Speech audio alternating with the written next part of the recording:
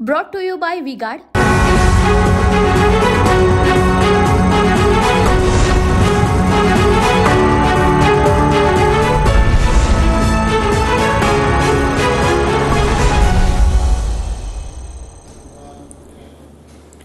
नमस्कार, मी Saurabh Koratkar. Maharashtra prime time मध्ये आपल्या सगळ्यांचं स्वागत. बुलेटिनच्या सुरुवातीला बातमी आहे एका सामन्याची. सामनाच्या रोखठोकमधून भाजपच्या अंतर्गत राजकारणावर मोठे दावे करण्यात आले आहेत. नितीन गडकरी आणि योगी आदित्यनाथ यांच्याबाबत दावे करण्यात आले आहेत. गडकरींच्या पराभवासाठी मोदी, शहा आणि फडणवीसांनी एकत्र प्रयत्न केल्याचा दावा सामनातून करण्यात आला आहे. तर शहांच्या हाती सत्ता आली तर ते योगींना घरी पाठवतील असाही दावा सामनातून करण्यात आला आहे. आणि आता यावरून वार पलटवार सुरू झाले आहेत. तर नितीन गडकरींचा पराभव करण्यासाठी मोदी, शहा, फडणवीसांनी एकत्र येत प्रयत्न केले. गडकरींचा पराभव होत नाही याची खात्री पटल्यावर फडणवीस हे नाईलाजाने प्रचारात उतरले. गडकरींच्या पराभवासाठी सर्व प्रकारची रसद फडणवीसांनीच पुरवली हे संघाचे लोक बोलतात. अमित शहांच्या हाती पुन्हा सत्ता आली तर ते उत्तर प्रदेशचे मुख्यमंत्री योगी आदित्यनाथांनाही घरी पाठवतील.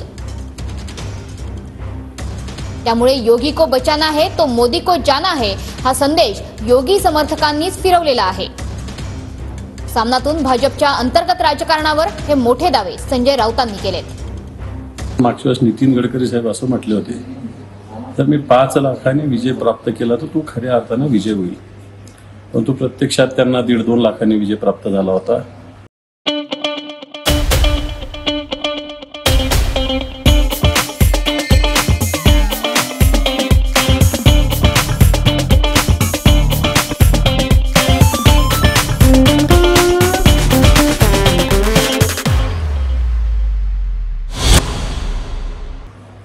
आणि यावेळेसही अशीच परिस्थिती वेगवेगळ्या राजकीय पद्धतीनं ज्या बऱ्याच भारतीय जनता पार्टीच्या नियंत्रणात असतात याच्यावर नियंत्रण न ठेवता त्यांनी नितीन गडकरींच्या विरोधात कशा पद्धतीनं काम करावं अशाच पद्धतीनं या यंत्रणांना एका अर्थानं निर्देश दिल्याचं लक्षात येतं. त्यांनी काही उमेदवाराकडून पैसे घेऊन त्यांना तिकीट वाटलेले आहे. त्यामुळं पराभवाच्या छायात असलेला हा उभाटा गट आता बेछूटपणे आरोप करायला सुरुवात करतोय. आणि आरोप काय करतोय? एकनाथ शिंदे साहेबांनी 25-30 कोटी रुपये वाटले. याचा अर्थ असा आहे की त्यांनी त्या जे काही उमेदवार उभे केलेत एकनाथ शिंदे साहेबांनी, त्यांना शिंदे साहेबांनी जरूर सपोर्ट केलाय हा तर नेमका अर्थ आहे. आणि यांनी पैसे घेऊन घरी जे बसलेले आहेत त्यामुळे यांचा पराभव हा निश्चित आहे. काहीतरी सनसनाटी आपल्याला निर्माण करता येईल का काय हा त्यांचा केविलवाना प्रयत्न आहे. त्यांनी आता पराभव हा मान्य करायला पाहिजे. हे संपूर्ण नागपूरला माहित आहे की माननीय नितीन गडकरी यांना हरवण्यासाठी ते पराजय त्यांचा झाला पाहिजे. देखिए, उनका काम है अफवाह से गर्मी बढ़ाना और हमारा काम है माहौल को ठंडा रखना. हमारा नेता कैसा हो जो माहौल को रखे ठंडा वैसा हो. अब की बात V-Guard एयर कूलर का चमत्कार. याच्यासाठी त्यांच्याच पक्षाच्या लोकांनी काम केलं. सर्व नागपूरमध्ये चर्चा आहे. खरी गोष्ट आहे. संजय राऊतांनी जे सांगितलं ते 100% खरी गोष्ट आहे. नितीन गडकरी पराभूत झाले पाहिजे याच्यासाठी काँग्रेस आणि यांनी तर आम्ही काम केलं सर्वांनी, पण आमच्यापेक्षा सुद्धा 2 पावलं पुढं त्यांच्याच पक्षाचे काही जे देवेंद्र फडणवीस यांचे कार्यकर्ते होते ते होते. एका अर्थानं त्यांना रसद पुरवण्यात आली की देवेंद्र फडणवीस पडले पाहिजे. फक्त सनसनाटी निर्माण करणारी बातमी आहे. पहिल्यांदा खोटं बघायची सवय होती, आता ते व्यसन झालं. एखादा दिवस संजय राऊत साहेब जर खोटं बघू शकले नाही तर मला वाटतं की त्यांना कसतरी होत असावं आणि म्हणून हे व्यसन लागलं. आमच्या पक्षामध्ये मीठ कागवता येईल का याचा असफल प्रयत्न हा सुपीक डोक्यातून नापीक आयडिया करून ते करताय. संघाच्या वर्तुळात चर्चा आहे म्हटली अशी. आणि संघ म्हणजे जर संजय राऊत स्वतः संघ स्वयंसेवक असेल आणि त्यांच्या कुटुंबात चर्चा झाली असेल तर मला माहीत नाही. दरम्यान कोणाची रसद घेण्याची मला गरज नाही, राऊतांनी बायफळ बोलू नये असं म्हणत सामनाच्या रोखठोकवर काँग्रेस नेते विकास ठाकरेंनी हल्लाबोल केला आहे. पाशी त्यांचं काय दुखणं आहे त्यांनी तिकडे निपटावं, परंतु महायुतीचा धर्म, महाविकास आघाडीचा धर्म पाळण्यासाठी जे बंधन आहे ते लावायला तर आम्हाला बोलायला का? आम्ही राऊतच्या विरोधात खूप बोलू शकतो. निवडणुकीच्या तोंडावर तुम्ही गडकरी इथले उमेदवार त्यांची प्रशंसा करत होते. भाइयों बहनों, उनके राज में पावर रहे अनस्टेबल और हम रखे सब स्मूथ और स्टेबल। हमारा नेता कैसा हो जो स्टेबल पावर दे वैसा हो। अब की बार वी गॉट एसी स्टेबलायझर का चमत्कार। त्याच्यानंतर निवडणूक झाल्यावरही त्यांचीच प्रशंसा। तुम्ही महाविकास आघाडीमध्ये आले कशाला? गडकरी सोबत दुसरा पक्ष काढून महाविकास आघाडी करायची होती। मला वाटतं त्यांनी आपल्या बोलण्यावर तालतंत्र द्यावं। नागपूरच्या विषयात त्यांना कवडीचंही माहीत नाही। मी कोणाची रसद घेण्यात काय भिकार नाही आहे। 9 इलेक्शन लढून झालो मी। आणि जर महाविकास आघाडीतला एक पक्ष अशा पद्धतीनं बोलत असेल तर त्या काँग्रेस पक्षाने आपला विचार करावा आणि यांना समज द्यावी अशी माझी मागणी राहणार आहे। मी आजच रमेश चेन्नीतलाजींना पत्र लावून या संदर्भात हे असं लिहिण्यामागचा उद्देश काय आणि मग तुम्ही का गडकरीच्या फेवरचे होते काय हे सुद्धा विचारणार आहे मी। अजित पवारांनी उभे केलेले उमेदवार निवडून येऊ नये म्हणून मुख्यमंत्री शिंदेंकडून प्रयत्न झाल्याचा दावा सामनातून करण्यात आलाय। शिंदेंनी प्रत्येक मतदारसंघात 25 ते 30 कोटी रुपये वाटल्याचा आरोप सामनातून करण्यात आलाय। तर हा जावाई शोध कुणी लावला? सामन्यातल्या आरोपांवर शिंदेंनी उत्तर दिलंय। तर शिंदेंच्या कार्यकर्त्यांचं जाणीवपूर्वक दादांविरोधात काम सुरू होतं असा आरोप अंबादास दानवेंनी केला। उनका बैकअप सिर्फ कल तक और हमारा चांद तक। हमारा नेता कैसा हो जो नॉन स्टॉप बैकअप दे वैसा हो। अब की बार वी गॉट इन्वर्टर बैटरी का चमत्कार। एकनाथ शिंदेंनी पैशांचा अफाट वापर या निवडणुकीत केलाय। प्रत्येक मतदारसंघात त्यांनी किमान 25 ते 30 कोटी रुपये वाटलेले आहेत। पुन्हा अनेक उमेदवार पाडण्यासाठी वेगळं बजेट आहे। अजित पवारांचा एकही उमेदवार निवडून येऊ नये यासाठी शिंदे आणि त्यांच्या यंत्रणेने खास प्रयत्न केलेत। अजित पवार ज्या ज्या जागा लढतात त्या ठिकाणी शिंदे गटाने वेगळ्या पद्धतीनं व्यूहरचना करून, जसं आता तुम्ही बारामतीचं बघितलं, पुरंदरचे एकनाथ शिंदे गटाचे होते माजी मंत्री, त्यांनी वक्तव्य सतत करत गेले, सतत वातावरण खराब करत गेले आणि नंतर मनोभावे काम केलं की नाही आपल्याला तर काही माहीत नाही। परंतु शिंदे गटाने जाणीवपूर्वक त्यांचे कार्यकर्ते, काही यंत्रणा यामार्फत अजितदादांचे उमेदवार निवडून येणार नाही याचा पद्धतशीरपणे प्रयत्न केलेला आहे। हा जावाई शोध कोणी लावला? अरे आमची महायुती आहे आणि तुम्हाला सांगतो महायुती मजबूतीने काम करते। निवडणुकांचा रिझल्ट 4 तारखेला येईल तेव्हा कळेल सगळ्यांना, दूध का दूध पाणी का पाणी। उत्तर प्रदेशचे मुख्यमंत्री योगी आदित्यनाथ यांच्या संदर्भातही सामनातून दावा करण्यात आलाय। त्यावर भाजपनं काय प्रतिक्रिया दिली आहे पाहूयात। योगीजी हे अमित भाई आणि मोदीजींनी केलेले मुख्यमंत्री आहे। हटवायचं असलं तर त्यांना एका क्षणात हटवता येतं। आणि योगीजी या देशाच्या भारतीय जनता पार्टीच्या शीर्षस्थ नेत्यापैकी एक आहे। काय जागा आहे? यांनी जनादेशाचा अवमान 2019ला केला। यांना वाटतं की सर्वच तसे आहे, नाही आहे। देशासाठी मर मिटने वालों की संख्या अभी भी कम नहीं है। 4 जून नंतर संजय राऊतांचं थोबाड फुटलेलं आपल्याला त्या ठिकाणी दिसेल, कारण योगी आदित्यनाथ यांनी देशाची गरज मोदी आहेत, देशाच्या भविष्यासाठी मोदींची गरज आहे हे जाहीर सभांमधून अनेकदा ठणकावून सांगितलंय। त्याच्यामुळे मोदी योगी असं चित्र उभं करू नका। संजय राऊत आपल्या पक्षाची, आपल्या घराची काळजी त्या ठिकाणी करा।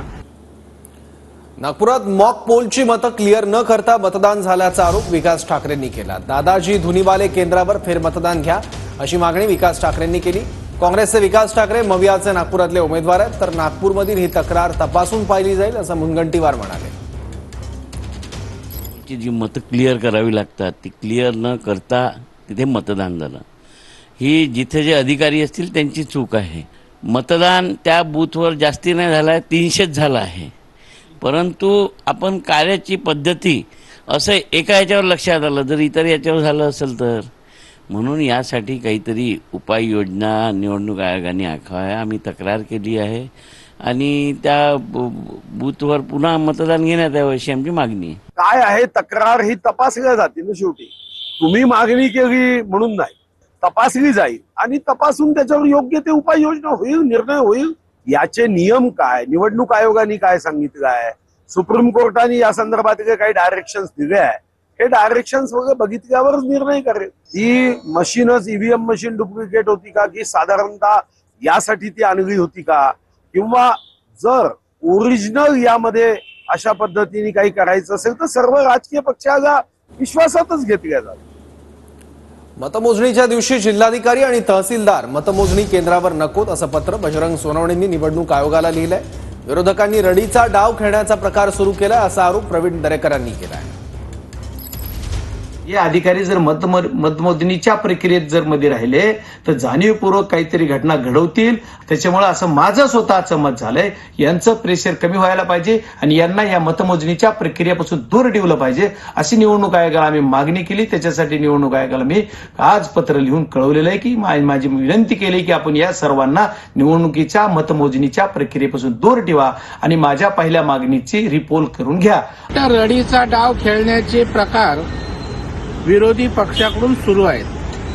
आता तहसीलदार, जिल्हाधिकारी किंवा निवडणूक यंत्रणेतील जी लोक असतील ते निवडणूक यंत्रणेने ठरवून दिलेले असतात. आपल्या आवडीनिवडीचा किंवा कोण असावा कोण नसावा आपण ठरवत नसतो. त्याच्यामुळे मला वाटतं पराभव समोर दिसतोय, त्या पराभवाची कारणमीमांसा करण्याकरता अशा प्रकारची पाळपुदं बाहेर काढताना दिसते. लोकसभा निवडणुकीत मुख्यमंत्री शिंदेंनी खूप पैसे वाटल्याचा गंभीर आरोप शेतकरी नेते रविकांत तुपकरांनी केलाय. मंत्री उदय सामंत फक्त पैसे वाटायला होते असा आरोप तुपकरांचा आहे. तर तुपकरांचे आरोप बिनबुडाचे. तुपकर पराभवाची कारणं शोधतायत असा पलटवार शिरसाटांनी केलाय. जिरवाजिरवीच्या राजकारणामध्ये मोठ्या प्रमाणात या निवडणुकीमध्ये दिसून आला अशी परिस्थिती आहे. आणि जे ते म्हणाले की पैसे वाटले, एकनाथ शिंदेनी तर खूप पैसे वाटले. ते हेलिकॉप्टर पैसे घेऊनच फिरत होतं ना त्यांचं. ते उदय सामंत नावाचे जे कॅबिनेट मंत्री आहे त्यांच्यावर फक्त पैसे नेण्याची आणि आणण्याची जबाबदारी होती. आणि दादागिरीचाही वापर त्यांनी खूप केला. दादागिरीच्या जोरावर जर एकनाथ शिंदेनी निवडणुका जिंकायचा प्रयत्न केला, पण दादागिरीच्या जोरावर निवडणुका जिंकता आल्या असतं तर पंतप्रधान दाऊद इब्राहिम झाला असता आणि महाराष्ट्राचे मुख्यमंत्री अरुण गवळी झाले असते. असं होत नाही, लक्षात ठेवा. रविकांत तुपकरांनी जे आरोप केलेले ते सगळ्या पराभवाची लक्षणं त्यांना दिसून आलेली. पराभव झाला तर त्याची कारणं आता शोधायला त्यांनी सुरुवात केली. कोणत्या कारणामुळे पराभव झाला? मग मुख्यमंत्र्यांनी 1000 कोटी रुपये वाटले. अरे 1000 कोटी कशाला म्हणतात? काहीतरी आहे का नाही? त्याला बेस काय आहे का तुमच्याकडे? उदय सामंत पैसे वाटत फिरत होते आणि लोक शांत बसलेले होते. परंतु हे आरोप बिनबुडाचे करून स्वतःचा पराभव मान्य करणं हाच त्याच्या मागचा उद्देश आहे. 6 जून नंतर शिंदे गटात इन्कमिंग सुरू होणार असल्याचा दावा संजय शिरसाटांनी केलाय. अनेक जण शिंदेंच्या संपर्कात असून शिंदे योग्य वेळी निर्णय घेतील असंही शिंदेंनी यावेळी म्हटलंय. दरम्यान राजकारणात कलाटणी ठरणारा पक्षप्रवेश राष्ट्रवादीत होणार असल्याचं सूचक विधान तटकरेंनी केलंय. आमच्याकडे इन्कमिंग वाढणारच आहे. आमच्याकडची इन्कमिंग आता सुरुवात होईल. 6 तारखेनंतर आमची इन्कमिंग सुरू होईल. त्या संदर्भामध्ये अनेक जण माननीय मुख्यमंत्र्यांच्या संपर्कात आहेत, आमच्या संपर्कात आहेत. आमचं त्यांचं डेली बोलणंही होतंय. परंतु योग्य वेळेला योग्य निर्णय घेण्याची जी शिंदे साहेबाची जी काही स्ट्रॅटेजी ती त्याच वेळेला ते निर्णय घेतील. अजितदादाकडे सुद्धा अनेक लोक आता शरद पवारच्या गटाला कंटाळलेले आहेत आणि बहुतेक आमदार ते सुद्धा अजितदादाच्या संपर्कात आहेत. महाराष्ट्र आणि महाराष्ट्रातील बाहेरचे अनेक सहकाऱ्यांचा राष्ट्रवादी काँग्रेस पक्षामधला प्रवेश हा सुद्धा अत्यंत महत्त्वाचा, राज्याच्या, देशाच्या, पक्षाच्या राजकारणाला कलाटणी देणारा त्या ठिकाणी आहे, तो होणार आहे. एवढंच आपल्या या बैठकीच्या मार्फत मी या ठिकाणी सूचित करू इच्छितो आहे. आता आपण बघूयात काही महत्त्वाच्या बातम्यांचा वेगवान आढावा. भ्रष्टाचाराच्या खेकड्याने आता अधिकाऱ्यांनाही नांग्या मारायला सुरुवात केली. भगवान पवारांच्या निलंबनावरून रोहित पवारांची टीका.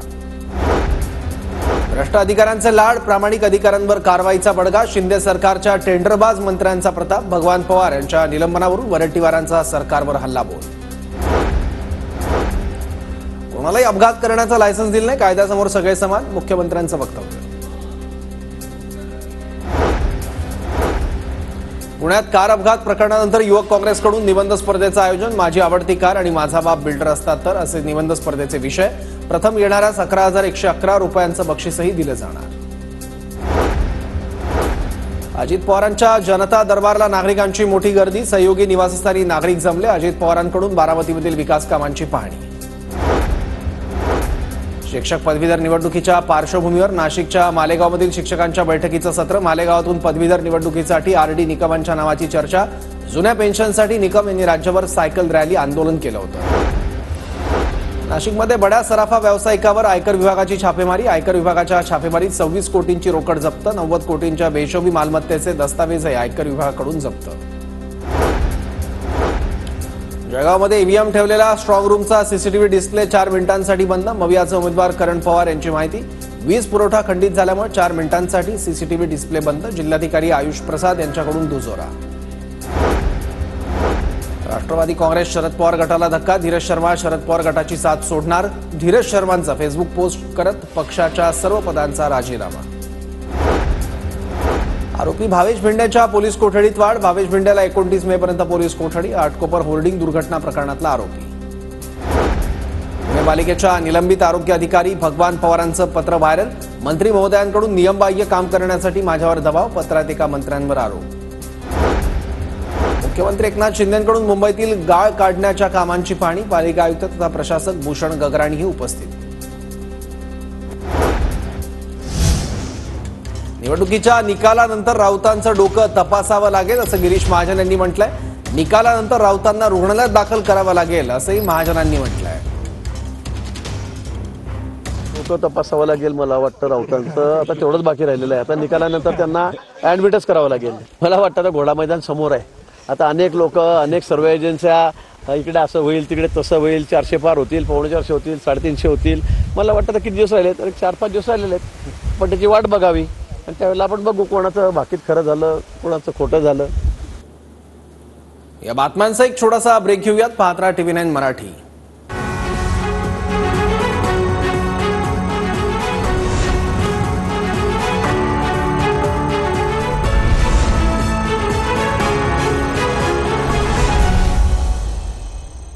Brought to you by V-Guard,